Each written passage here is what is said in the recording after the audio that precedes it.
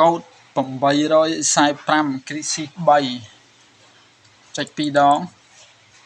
installer ចុច2ដង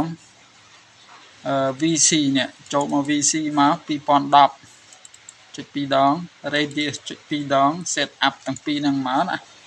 អូខេ set up ហើយចេញមកវិញចូល VC 2015 radius ដដែលហើយ set up ទៀត set up នេះទៀត set up ហើយចេញមកវិញចេញមកទៀតបន្តមកយើងចុះមកក្រោមយើងមកកន្លែងនេះ language នេះ change language.bat ចុច2ដង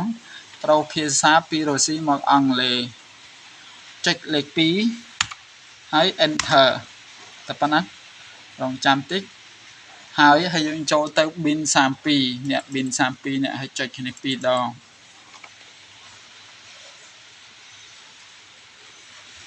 អានេះចុចផ្ទាំងខ្មៅ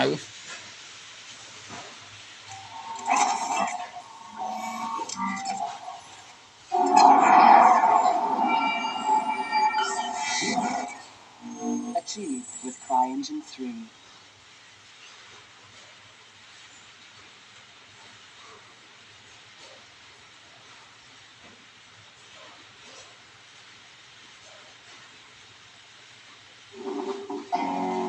press any key enter នេះ compile នេះ multiplayer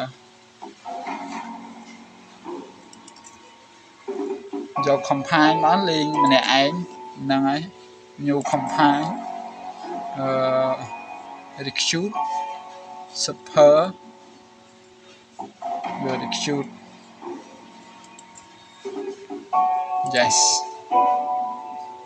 យកណាឬខ្លួនឯងទៅ please wait រងចាំ enter ទៀត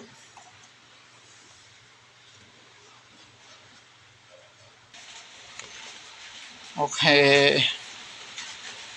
ខ្ញុំបញ្ចប់វីដេអូត្រឹមហ្នឹងអូខេ